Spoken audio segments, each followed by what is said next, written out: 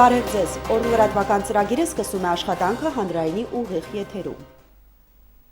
Դեկտեմբերի 23-ի լույս 24-ի գիշերը Ղարաբաղի ադրբեջանական հակամարտ զորքերի շփման գծում հակառակորդը տարբեր տրամաչափի հրաձգային զինատեսակներից հրադադարի պահպանման ռեժիմը խախտել է մոտ 30 անգամ, հայկական դիրքերի ուղղությամբ արձակելով շուրջ 350 կրակոց։ Առավել ինտենսիվ խախտումներ են արձանագրվել SVD եւ Իստիգլալ տիպի դիպուկահար հրացաններից 94 կրակոց։ Պաշտպանության բանակի առաջապահ ստորաբաժանումները ձեռնպահ են մնացել պատասխան գործողություններից եւ շարունակել վստահորեն իրականացնել պահպանության ներքո գտնվող մարտական դիրքերի պաշտպանությունը։ Ամուր հավատք հզոր բանակ պաշտպանված հայրենիք հերթական միջոցառումը մարտունեցիների համար է կազմակերպվել։ Նպատակը հասարակության ու բանակի, ինչպես նաև եկեղեցու կապը ամուր պահելն է։ Քրիստոնեական հավատի գաղափարական հաստատուն դրսևորումները միայն ու միայն դրականորեն են անդրադառնալու բանակի վրա։ Այսպիսին է բանակի հրամանատարության ու եկեղեցու համոզմունքը։ Եթե մի քանի տարի առաջ քրիստոնեական արժի համակարգը բանակում բացակայում կամ շատ թույլ էր արտահայտված, ապա այժմ վստահաբար կարելի է ասել, որ մեր զինվորները բավականին հաճախ առնչվում են եկեղեցուն, մասնակից են դառնում ծիսակատարություններին։ Կազմակերպվող միջոցառումների շարքերում էլ չի բացակայում քրիստոնեական ուսուցումները։ Այդ գործի մեծապես նպաստում են գնդերեսներն, ովքեր մտերմիկ հարաբերությունների մեջ են գտնվում զինծառայողների հետ ու օգնում են հոգևոր խրատներով։ Մենք զինվորականներս այլ մասնակիցների դեր մարդկանցից շատ ավելի լավ եք գալում հավատքի ուժն ու զորությունը ցանկացած խնդրի կատարման գործում։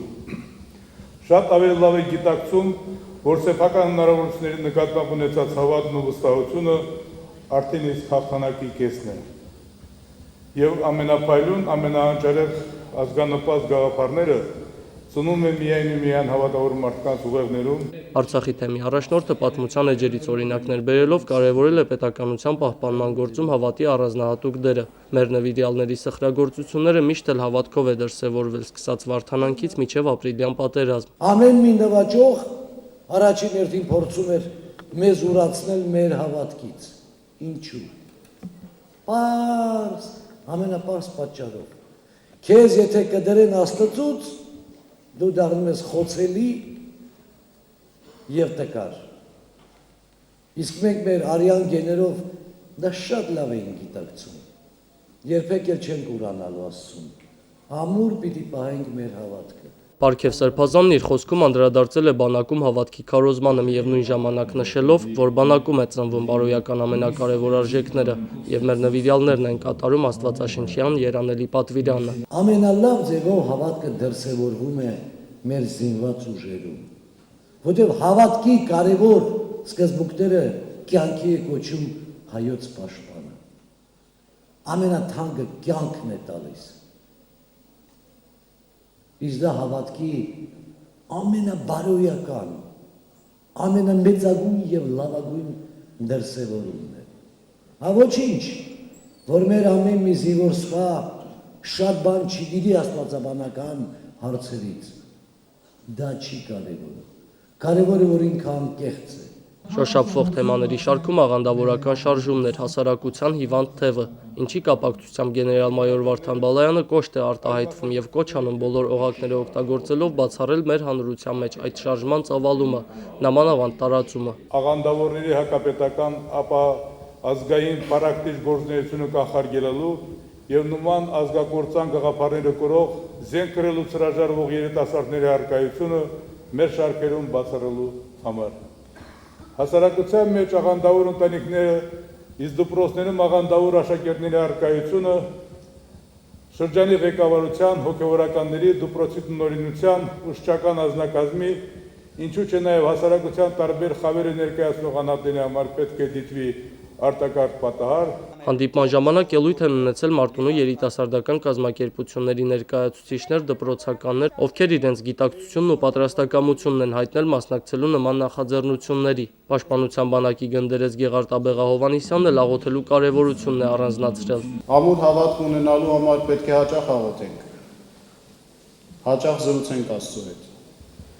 Եվ հավատք ամրացնելով հզոր բանակը կունենանք եւ հայրենիքն էլ պաշտպանված կլինի։ Միջոցառմանը նաև ազգային երգերը չեն անտեսվել։ Պաշտպանության բանակի ասպետամույթի երգիչներն ազգային երգերով են հանդես եկել, իսկ միջոցառման ավարտին ասպետամույթին միացել է նաև Արցախի թեմի հոգևոր սպասավորը, միասնական երգով խորհրդանշելով բանակի ու եկեղեցու անմիջական կապը։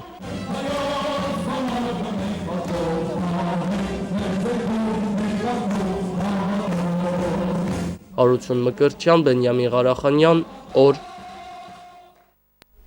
Արցախի արհմիությունների ֆեդերացիայում այսօր ամփոփել են ավարտվող տարին։ Արհմիությունների ֆեդերացիայի նախագահի խոսքով 2016-ին շարունակել են պաշտպանել արհմիութենականների շահերը։ Հաշվետու տարում 4 հոգու վերականգնել են աշխատանքում։ Միայն 2016-ին մեր երկրում ստեղծվել է 17 արհմիութենական կազմակերպություն 744 անդամով։ Ցուցանիշն Արա Ղահրամանյանին չի գոհացնում։ Նրա համոզմամբ այս ուղղությամբ մեծ անելիք ունեն, այնքան որ Արհմիությունների ֆեդերացիան վայելի բոլոր աշխատողների վստահությունը։ Իդեպ այսօր արհմիութենական աշխատողի մասնագիտական օրն է։ Արհմիությունների ֆեդերացիայի տարեվերջյան նիստը սկսվել է լռության րոպեով, հարգել են ապրիլյան պատերազմի զոհերի հիշատակը, ապա ներկայացվել է վարչապետի շնորհավորական ուղերձը արհմիութենական աշխատողի օրվա առթիվ։ Արցախի արհմիությունների ֆեդերացիային այս տարի անդամակցել է 744 հոգի ընդգրկված 17 արհմիութենական նորաստեղծ կազմակերպություններում, ըստ Արա Ղահրամանյանի, ամեն տարի արհմիութենականների թիվն աճում է, բայց ոչ գոհացնող տեմպերով։ Ընդհանուր թիվն այսօր կազմում է 23810։ Այս մասով մենք պետք է բոլորիս աշխատանք կատարենք, որովհետև հասարակ աշխատողը ազնվորեն եմ ասում մեր կարիքը իրանք զգում են։ Մեզ շատ խնդիր ունենք, որովհետև չկա այսօր կան աշխատակի պետական տեսություն, որ գոնե ինչ որ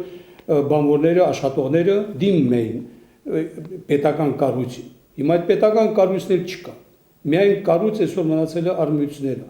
որ բոլոր հարցերով դիմում են մեզ։ Արցախի արհմիությունների ֆեդերացիայի կազմում գործում են 5 ճյուղային և 8 քաղշրջանային արհմիություններ։ Հաշվետու տարում ֆեդերացիան 236 կազմակերպությունում ստուգել է աշխատողների, աշխատավարձերի և արձակուրդների տրամադրման ժամկետները, կազմակերպել անվճար իրավաբանական խորհրդատվություններ, ստուգել 164 առևտրի և հացաթխման օբյեկտներ։ 2016-ին արհմիությունների ֆեդերացիան անպատասխան չի թողել և ոչ մի դիմում, շարունակել է պաշտպանել արհմիութենականների շահերն ու 4 հոգու վերականգնել աշխատանքում։ Արա Ղահրամանյանը նկատում է, հաճախ աշխատանքային խնդիրներն առաջանում են իրավունքների ու պարտականությունների չիմացության պատճառով։ Կամ դիմում բողոք, համագործակցում են գործատուի հետ,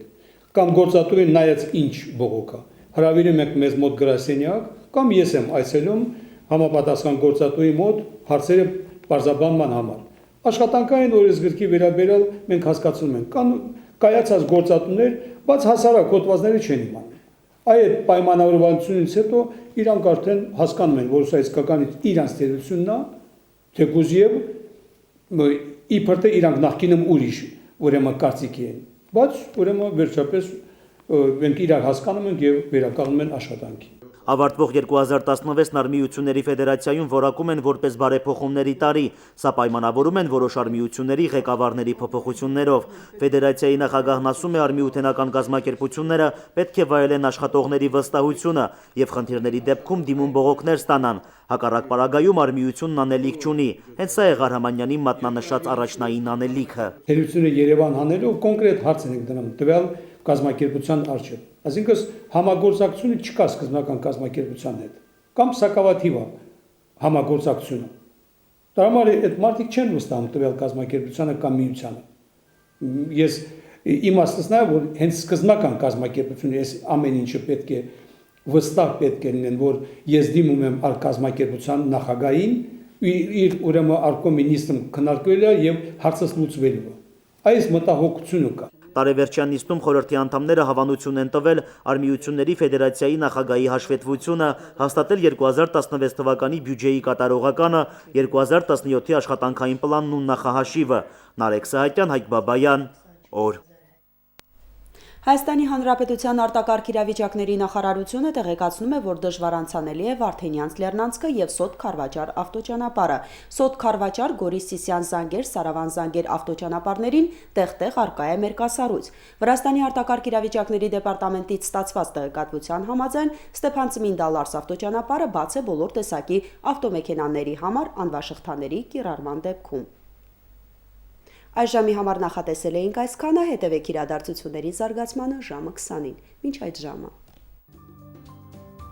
Հանրապետության տարածքում կդիտվի անպամած եղանակ, սպասվում են տեղումներ ձյան տեսքով, վարկյանում 3-ից 8 մետր արագությամբ հարավ-արևմտյան քամի, օդի ջերմաստիճանը գիշերը 3 աստիճան ցրտից 2 աստիճան տաքություն, ցերեկը 2-ից 7 աստիճան տաքություն։